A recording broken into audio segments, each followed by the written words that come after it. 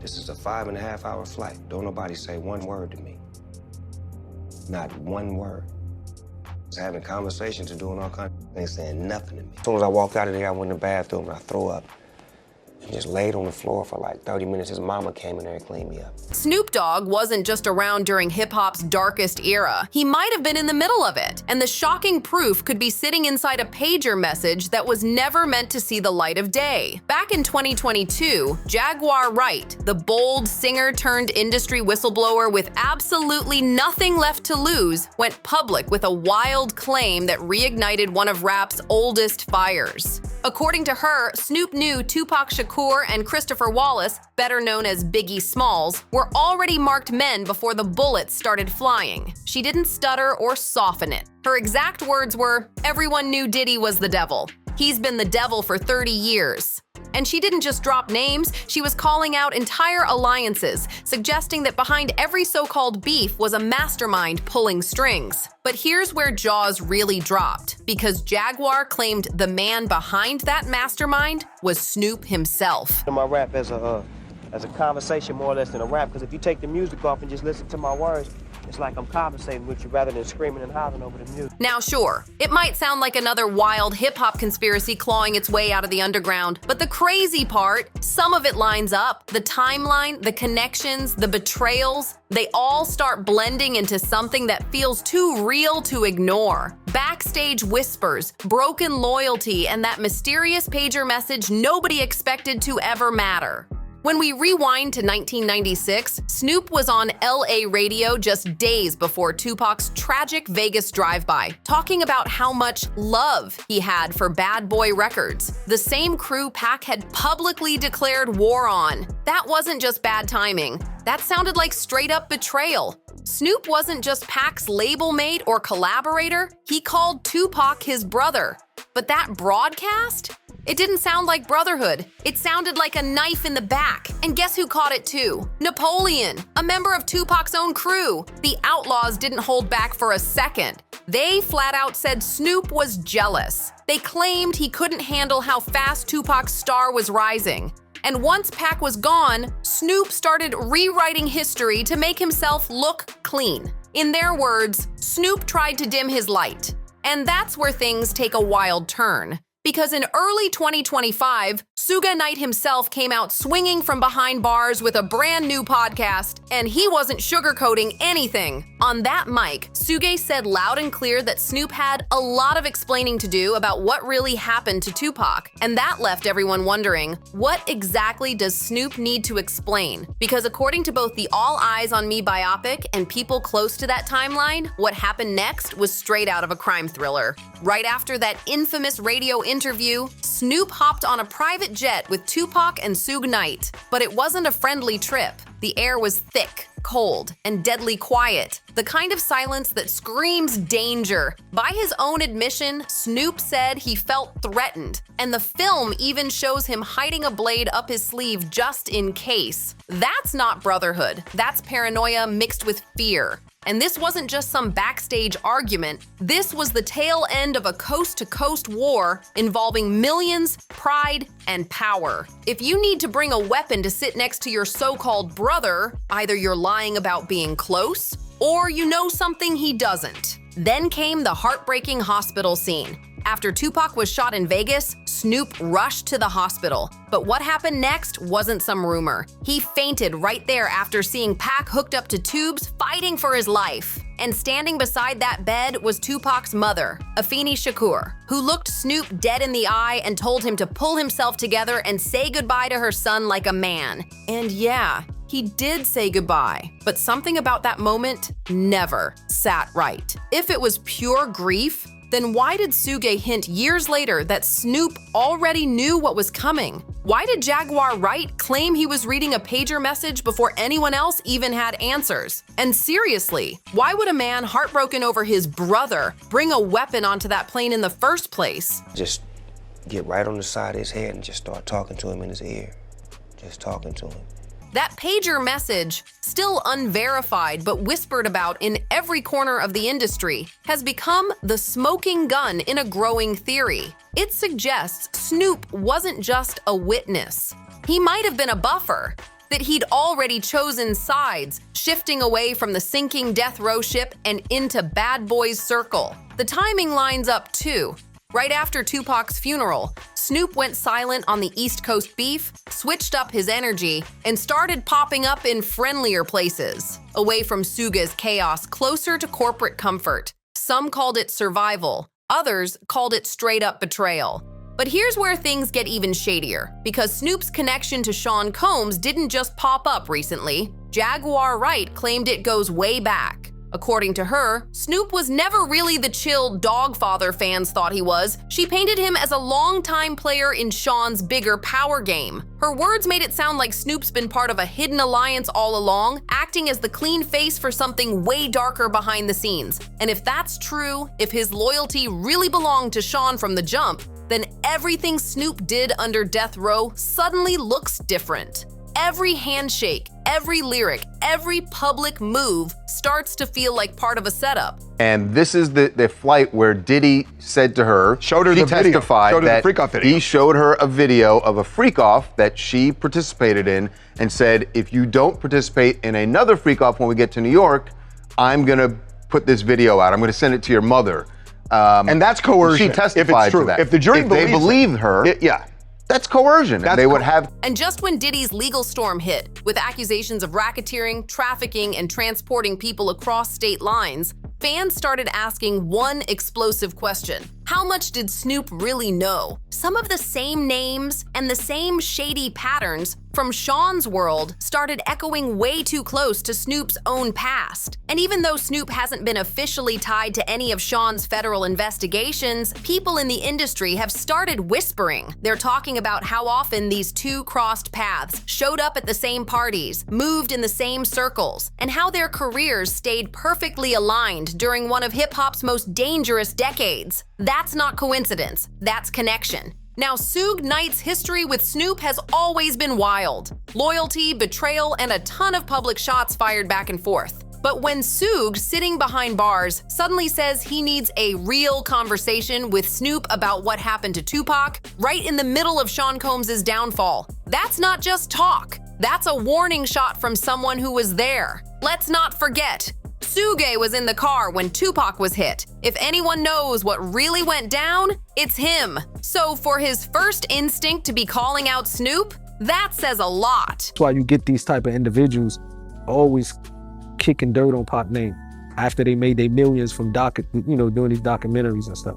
And then there's Napoleon again, still standing firm after all these years. He says Snoop didn't just distance himself from Tupac after the shooting, he revised the story. According to Napoleon, Snoop started giving interviews that subtly chipped away at Pac's legacy, saying things like he didn't like Hit 'Em Up, Tupac's brutal diss to Biggie and Bad Boy, and even claiming he tried to calm Pac down about the beefs. Napoleon called those moves calculated, saying Snoop was rewriting history to tone down Pac's fire and boost his own image. And then came director Alan Hughes, the man behind the Dear Mama documentary, who once said Snoop dimmed his light so Shakur could shine. Sounds respectful, right? But when you look closer, it starts to feel like Snoop didn't want Pac's light. He just wanted to control the switch.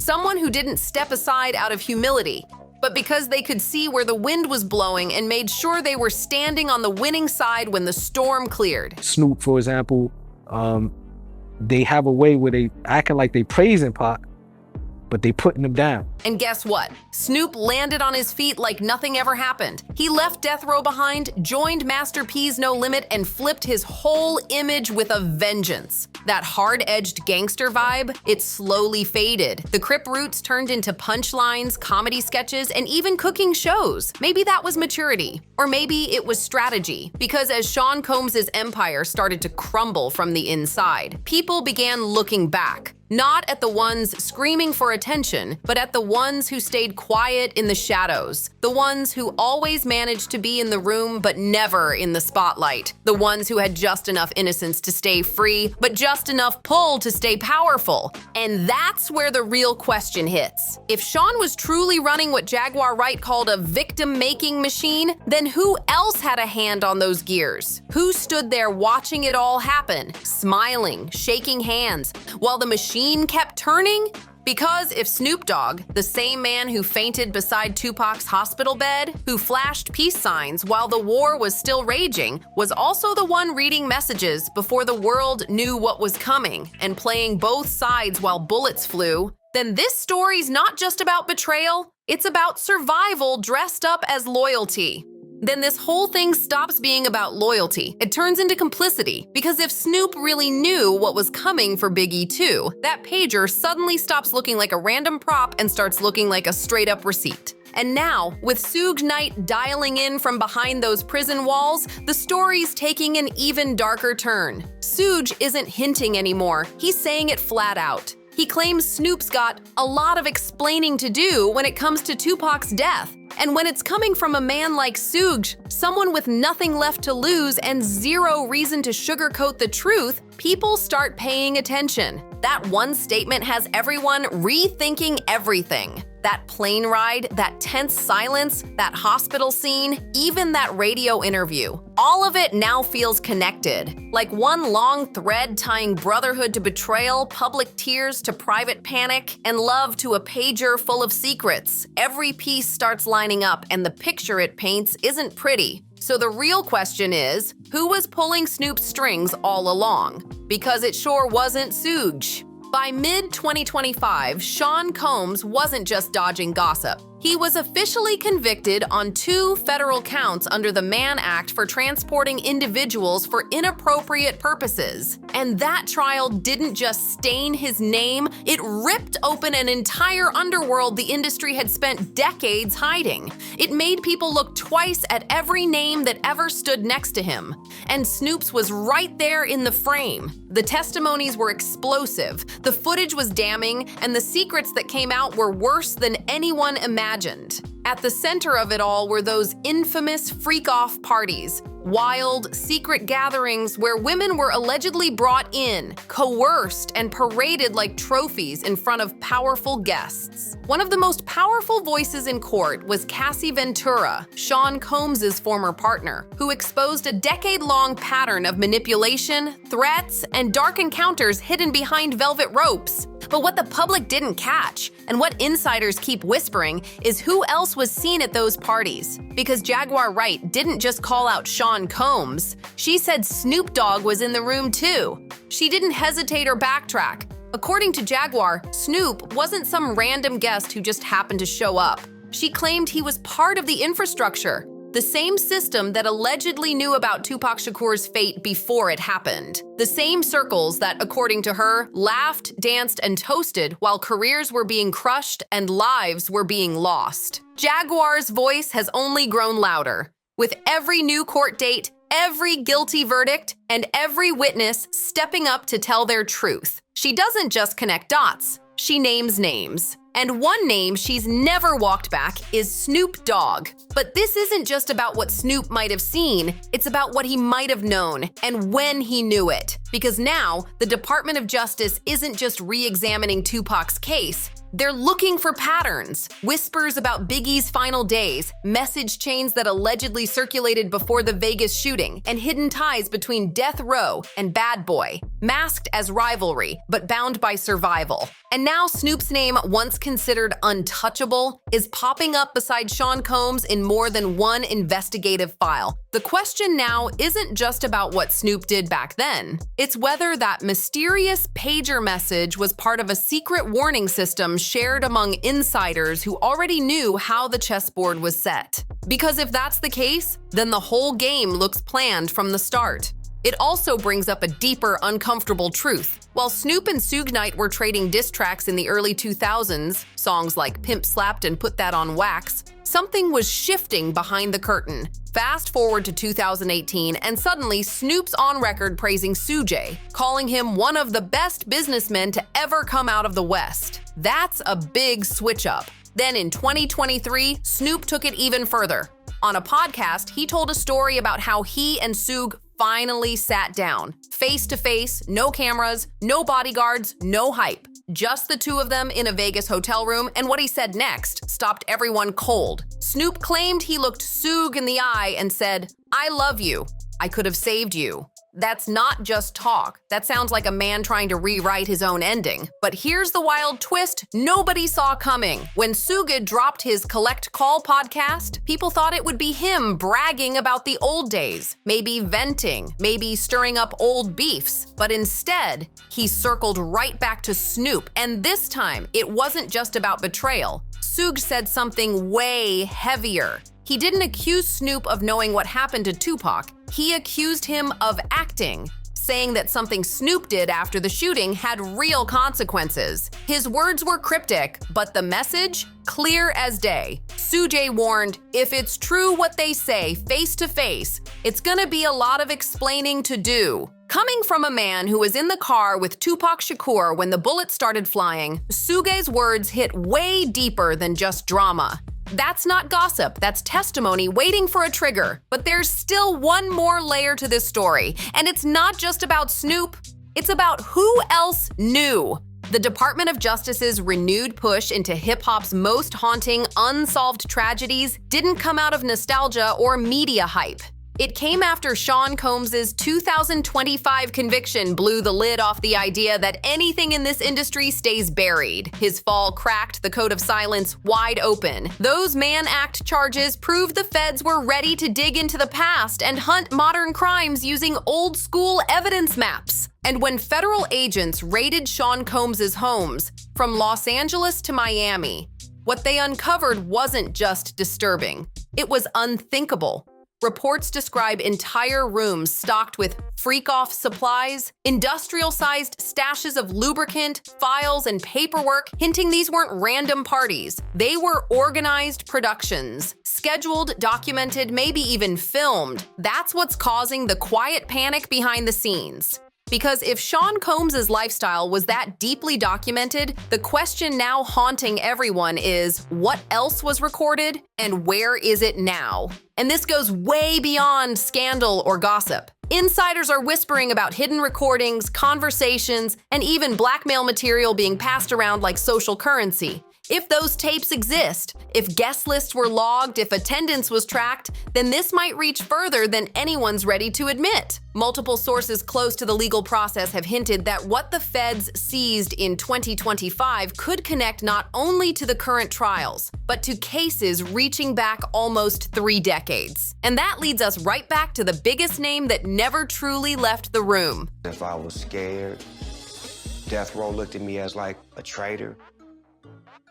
The next day, Tupac Shakur. If Sean Combs' parties were monitored, his circle watched, and his downfall unlocked buried secrets, then one man's pager could be the thread that unravels it all. Nobody's ever seen the message itself, but too many insiders keep circling that moment. Those days right before Tupac's shooting. If that pager buzzed before the bullets flew, someone sent it, and someone still holds the key. So what did Snoop really do? After Tupac was gone, he didn't just mourn, he moved. He dropped Thaw Dog Father, cut ties with Death Row, and jumped to Master P's No Limit Empire.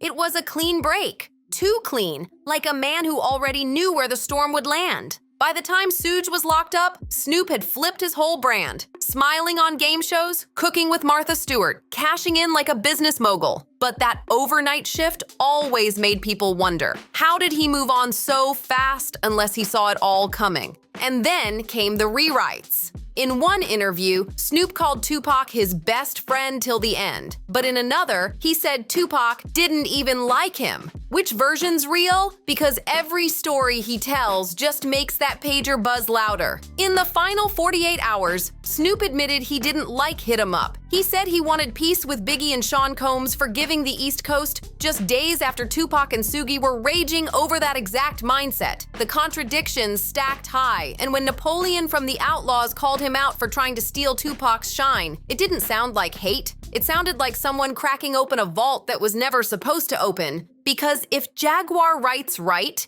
and Snoop really was under Sean Combs' control for years, then every move starts looking different. The radio interview, the blade on the plane, the hospital tears, all start feeling less like emotion and more like performance. Think about it. Who gained the most when both Tupac and Biggie were gone? Who survived both sides of the war untouched? Who's still on stage today, smiling and selling nostalgia while the real ones are gone? Locked up or silent? Now we're full circle. Suga says Snoop's got explaining to do, Jaguar says he was in the room, and the feds say the patterns line up.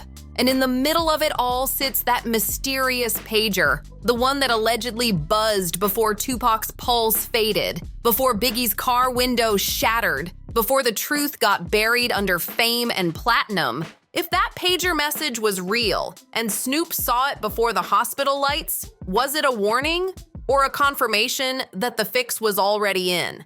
Drop your theories in the comments, hit like, share, and subscribe. Because this story's still unfolding, and the next chapter might just blow it all wide open. See you in the next one.